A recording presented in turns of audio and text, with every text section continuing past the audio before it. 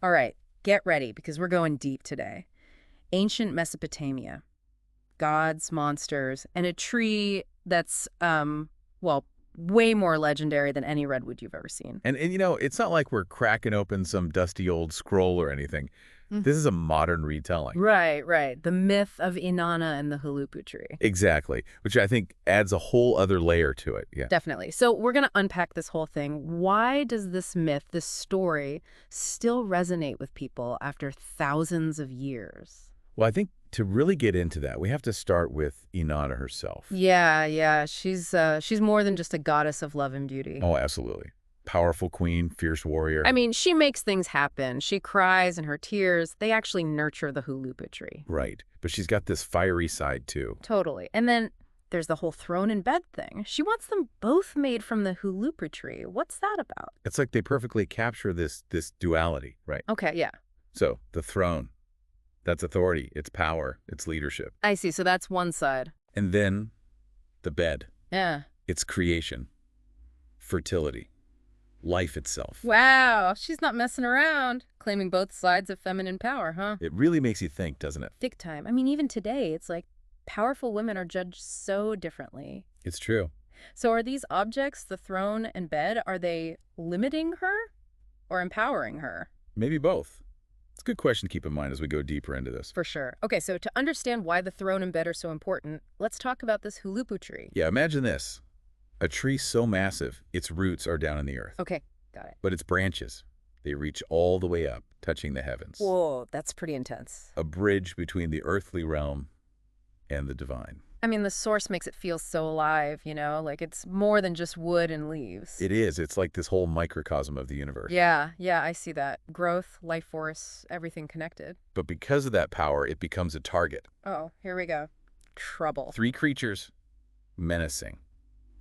They take over the tree, basically. So, like, it's this symbol of beauty and hope, but then it gets infected with chaos. Something like that. First up, the snake. At the base of the tree. Coiled up, can't be touched by magic. Like this primordial force you just can't control. Whoa, that's a serious challenge for Inanna. Then you've got the Anzu bird.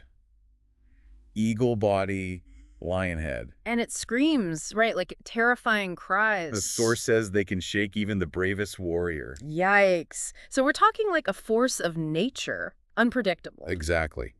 And finally, there's Lilith. Oh, yeah, she's down in the roots, right? She's incredibly seductive. But also dangerous. Like there's this allure, this promise, but... But it comes with a dark side. It's temptation, the kind that can lead you astray. So Inanna's stuck. She needs the wood from this tree. For the throne in bed. But these creatures are in the way. She can't do it alone. So she calls for help. Not just anyone. Her half-brother. Gilgamesh. And this is where things get really interesting, right? Because he's not some knight trying to prove himself. He's already king. So why bother? Why help? I think it shows his motivation isn't just about personal gain. It's duty, loyalty to family, and maybe even the challenge itself. He's not seeking power. He already has it. But he uses it for good. It makes you think, what motivates you? When do you step up to help others? That's a good one. Okay, so Gilgamesh answers the call. He's got to face these three creatures to get to the Huluppu tree, and he doesn't hesitate.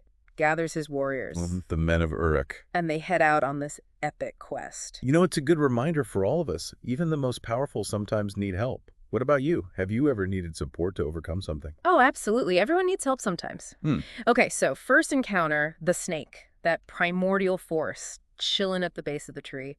And Gilgamesh, I love this, he doesn't hesitate. Just bam, crushes its head with his shield. That's strength. But he's not just charging in, Yeah. It's calculated, strategic. Oh, so it's not just brute force. He observes, waits for the right moment, then acts with precision. Sometimes the smartest move is a carefully planned one. Have you ever had to use strategy to get over something that seemed impossible? So snake's gone.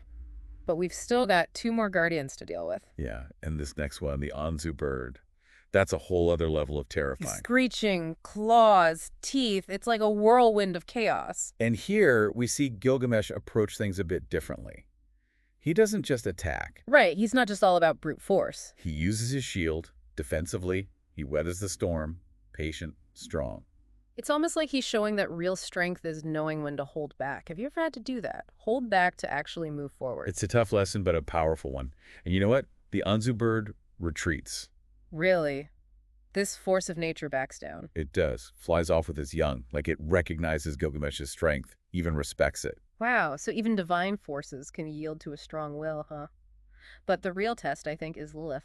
Absolutely. This isn't about physical strength anymore. No, this is a battle for Gilgamesh's soul.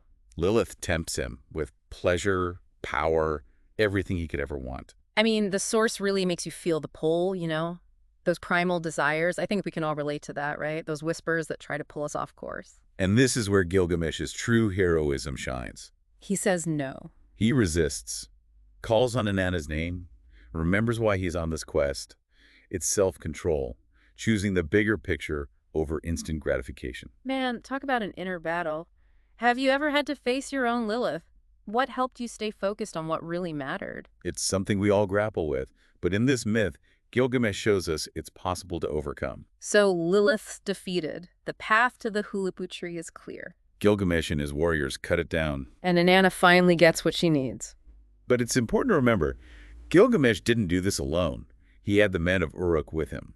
The whole community contributed. What could you achieve with a team behind you, all working towards the same goal? It's amazing what we can do when we work together. So, Inanna gets her fancy throne in bed. Happy ending, right? Not so fast. The myth doesn't end there. What happens next is just as important as the battles themselves. Okay, I'm intrigued.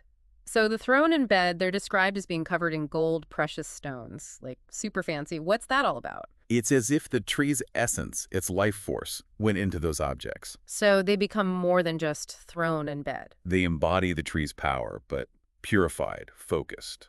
The throne represents Inanna's authority, her right to rule, but also the struggles she went through to get there. It's like a whole story in itself. Exactly. And the bed, it represents her connection to creation, to life and death. It's that duality again, nurturing and destroying. These aren't just pieces of furniture, they're legacies. But what about Gilgamesh's legacy? He doesn't get a throne or a bed. No, but his actions have a huge impact. He's not just a hero. He's a king who understands leadership. What do you think that means? True leadership. His victory over the creatures ensures Inanna's reign, the prosperity of Uruk. He shapes the destiny of a goddess and her city. He cements his own place in history, not of a conqueror, but as a protector. Someone who serves a bigger purpose. It's amazing, Gilgamesh is mortal, but he plays such a huge role in all of this. And his actions have this lasting impact. It's like he helps Inanna and becomes part of something way bigger. Yeah. Something that goes beyond just living and dying. Makes you think about what kind of legacy we're building, right? Exactly. Maybe it's not about fighting monsters literally, but the impact we have on people, on the world around us. That's a good way to put it. We can all be heroes, in a way. It doesn't have to be some big, huge thing. Right. It's the choices we make day after day. Right. What we believe in, helping others, just being kind. Yeah. So we've gone deep into this myth. What sticks with me is this. We're not just watching life happen, we're part of it. Our choices matter. The Huluppu Tree, it's like a guide. It shows us we all have the power to change things, to be part of something bigger than ourselves. Absolutely. Well, we've come to the end of our deep dive. What stood out to you? What will you take with you from this story? Think about it. The world is full of Huluppu trees, waiting for us to find them. And maybe, just maybe, you're the hero of your own story too. Thanks for listening.